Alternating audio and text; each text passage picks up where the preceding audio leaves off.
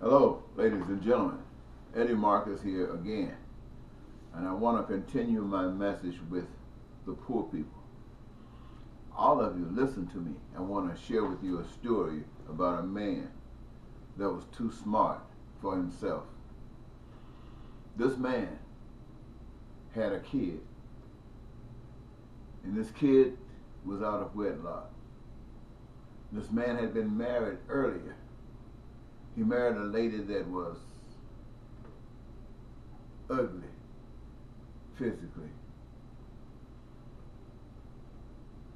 The thought is that he married her because she was potentially prosperous. And he was a young man promising. And so they got married. Only for a little while. They were separated for a lifetime. Each of them appearing as though they were waiting for the other to die so they can reap the benefits of having been married to the then deceased. Well, there were other things that happened. This kid, for instance, that was out of wedlock, a split image of the dad, but was raised by the mother. And the dad traveled from place to place doing his business, and his parents raised the kid. And so this particular kid ended up being adopted by this parent. And the argument that was used to sway the mother of this child, this niece child, was that since he had been raised by this business person, this gentleman's parents, he knew more about this kid than he did his own kid. And if anything ever happened to him, he would want his property to go to this kid. And that was the argument that justified the parent to allow this other little kid to be adopted by this element I'm speaking about. I hope I didn't confuse you too much.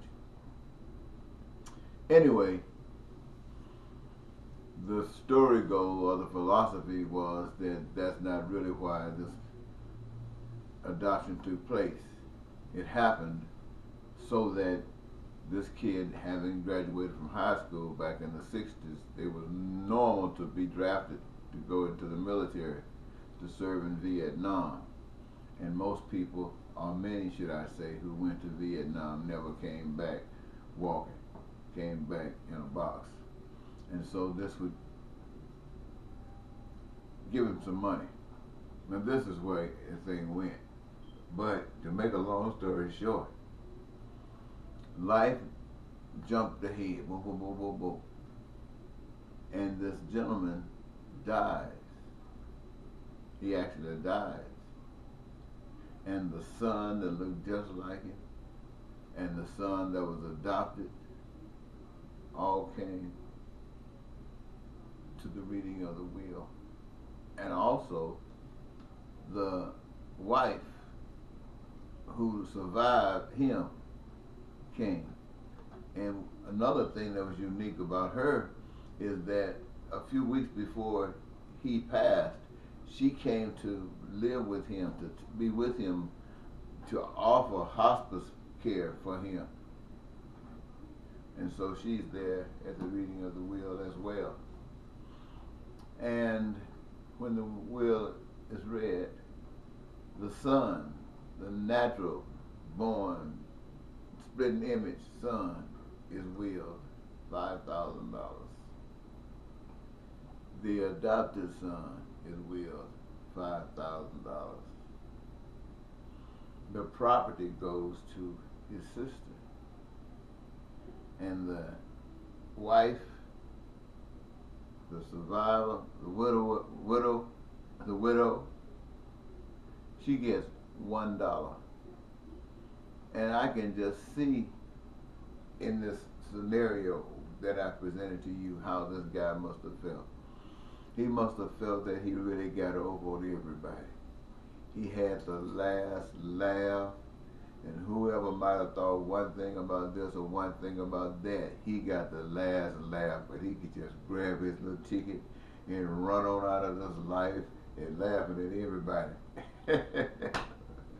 Except he went through that gate up to a pearly gate with his ticket, and his ticket said, no admittance.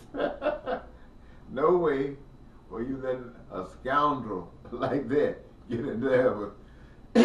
So he really didn't get the last laugh. And see, what usually happens, I don't really know what happened. I don't know what happens, and if I told you anything like I did know what happened, I would be lying. But I would like to think that such a one as that will get a chance to come back into this life and found themselves in the same situation at the other end of the role that they played, and see how they would take it at that time. Will they actually learn? The reason that I mentioned that is because it seems that's the way that the world operates. When we came here, every human being on the face of the earth does not have to be a rocket scientist, can be as dumb as the rich say the poor are, and still see clearly what's going on.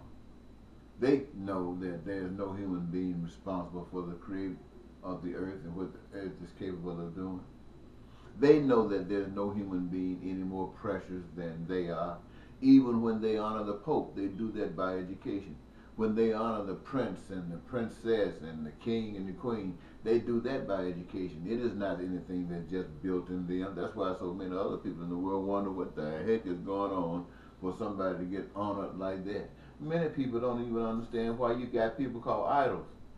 I mean, if a guy can sing good, wonderful. If a lady can dance good, wonderful. If somebody can act good, great. But idolizing? Well, see, it's not really the artist that is being idolized. What is being idolized is what makes that artist tops, and that's the amount of money that he has amassed. How wealthy is he? This means power. This means where you get a chance to go. This is being lifted up because of money. And so this people gravitate towards this particular representative because of what he has connections to. And that is the way of the education of the systems of the world, regardless of whether it's, I don't care what kind of system it is.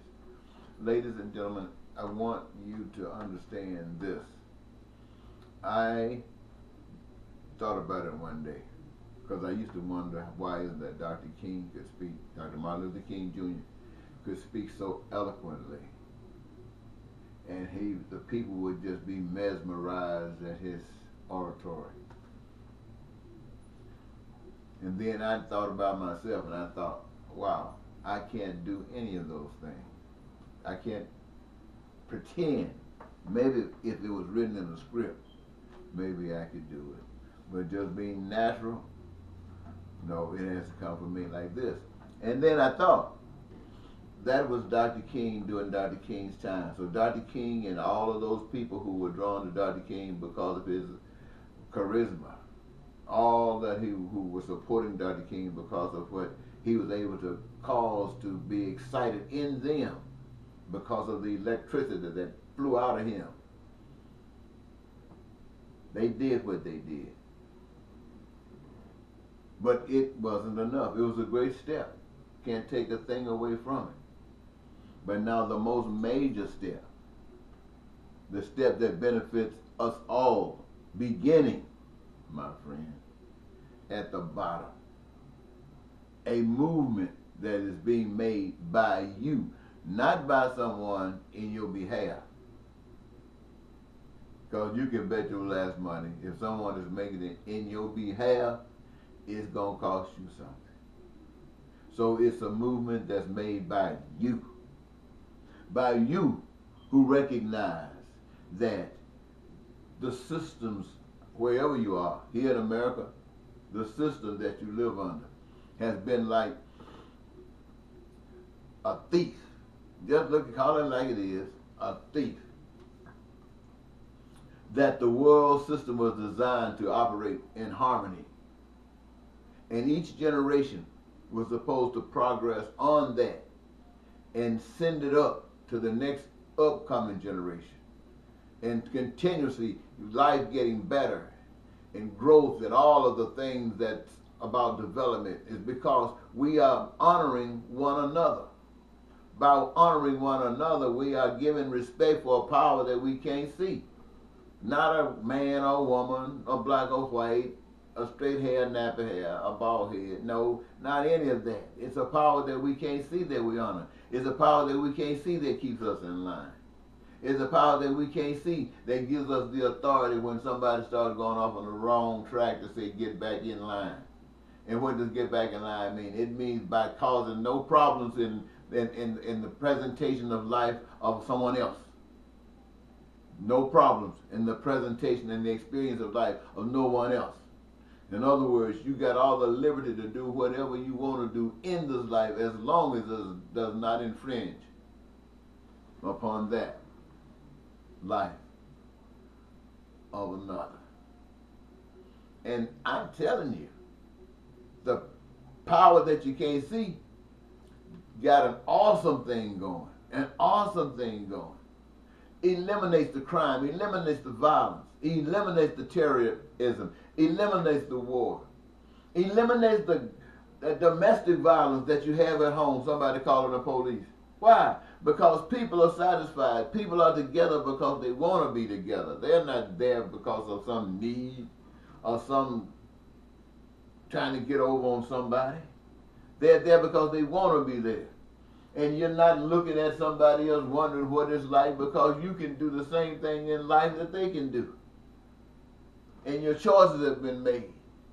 And you got the greatest job in the world. And those jobs are so essential because they create the products, the goods and services that are so essential for the survival of the human race. I'm telling you, ladies and gentlemen, those of you at the bottom understand this. You understand this.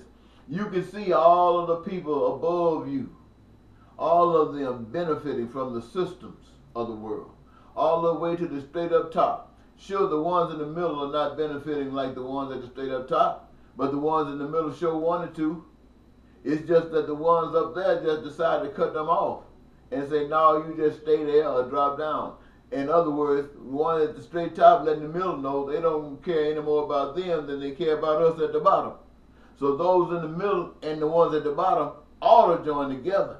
Tell you what, it's not the ones at the bottom that's withdrawn from joining together. It's the one in the middle.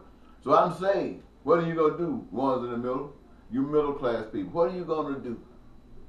What are you going to do? Are you going to still pretend? Are you going to get in line like the congressman that's getting behind in line of the president? I had a thought about that too. I was thinking about how all those guys were talking against President Trump. And they were just saying how he was no good and how this and how that. And now you can see them as time is passing on, how they're just getting in line with him. It reminded me of maybe he had a conversation with him. He took him back behind the curtain and started blowing smoke out his nose, and his horn started coming out. His horn started coming out of his head. And they said, oh my God. They went back outside behind that curtain. They just got in line. They said, you don't know what we just saw. That was just a thought. That's the way I looked when I saw them getting in line. It was just that funny. For me, speaking for the people at the bottom, the reason I speak like I do speak, and not like Dr. King, is because I speak like us at the bottom. I speak like us who've been walked on, who've been stepped on, who have been hoping that someone will come along and lift us up. I don't know, we have been hoping that someone will come along and lift us up out of this mire, that someone will come along and punish others for what they've done to us. But now we recognize that punishment is not an answer. Punishment is not an answer. Forgiving is an answer to that part of the problem. But you can only forgive when you can see the light. You got to be able to see the daylight. Then if you can see the daylight, you can forgive people for all the other stuff they did in darkness. Hey, because you were in darkness too until you saw the daylight. The daylight allowed you to forgive. And when you can forgive, you can forget. You can really forget when you forgive. Because, hey, the sun is rising and you are alive. This is what the poor, not just of America, but this is what the poor of the world brings to you from a power that we can't see, that we can't touch, that we can't feel. But we can present that power to you in expressing our willingness to recognize the rising of the sun and our commitment to walk according to and say you're invited. Thank you very much. That's enough for tonight. Or should I say the morning? Bye-bye.